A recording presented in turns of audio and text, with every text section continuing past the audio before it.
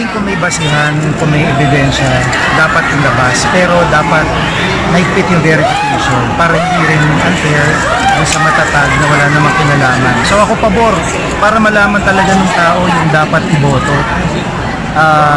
Talagang mawala na sila sa political cycle natin, sa political life natin.